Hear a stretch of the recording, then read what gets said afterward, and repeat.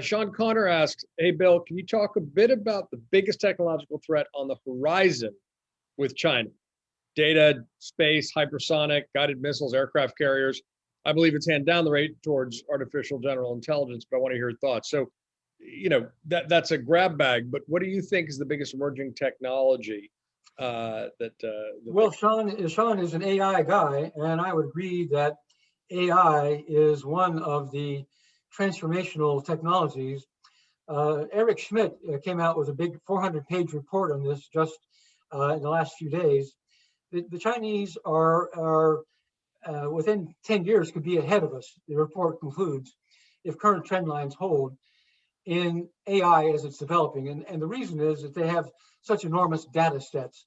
AI learns from being exposed to large sets of data. And there are no privacy constraints in China. So you can have 100 million health records and put an AI program to work in there to learn how to diagnose certain things or in many different sectors. So AI, of course, has military implications and it has cyber espionage implications. If you can develop AI tools to guide your missiles, if you can develop AI tools to hack into other people's computers and they can't see it coming, there are just enormous implications in the AI realm.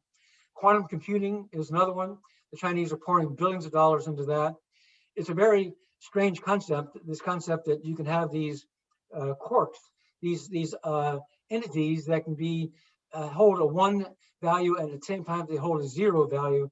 I'm not at all sure it's ever going to work, but if it does work, every algorithm we have and every computer we have will be obsolete.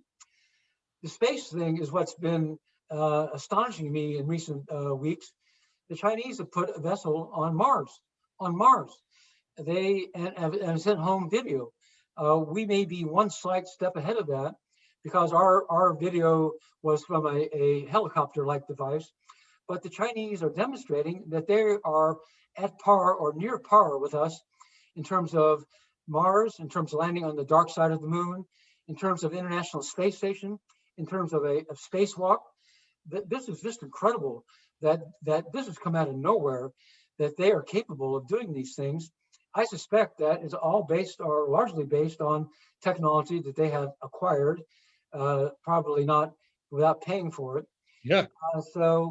And they see space as we also say in Star Trek, the final frontier. They see space as a place where they want to have dominance. So we still probably have dominance in the satellite realm, thanks to some of our guys like Elon Musk, who's launching a lot of satellites. But the Chinese are clearly not vying for technological equivalency. They're vying for technological supremacy, and they're in the process of doing that.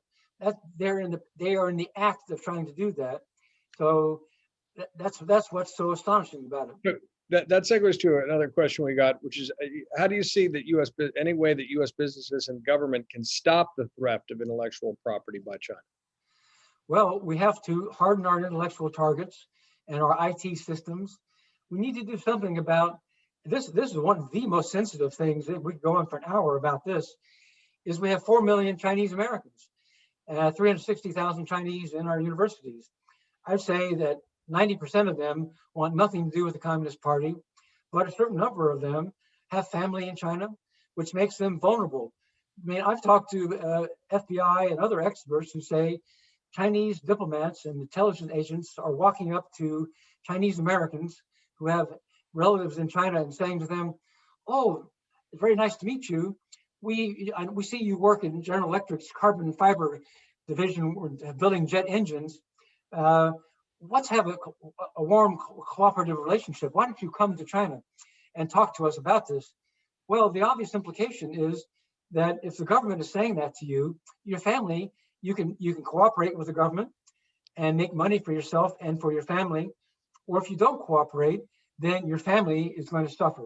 So I don't know what the percentages are, but and we certainly want to avoid a mass racial hysteria. I mean, this is one of the things that so many people are concerned about in the Chinese American community, and I share that. But we need to find a way to manage this situation. This is something that we've never faced before. The Soviets never had 4 million people, Soviets living inside the United States, insinuated into our top institutions. So it is a brand new phenomenon. I think we can manage it with goodwill and with intelligence, but that's one of the toughest challenges we face.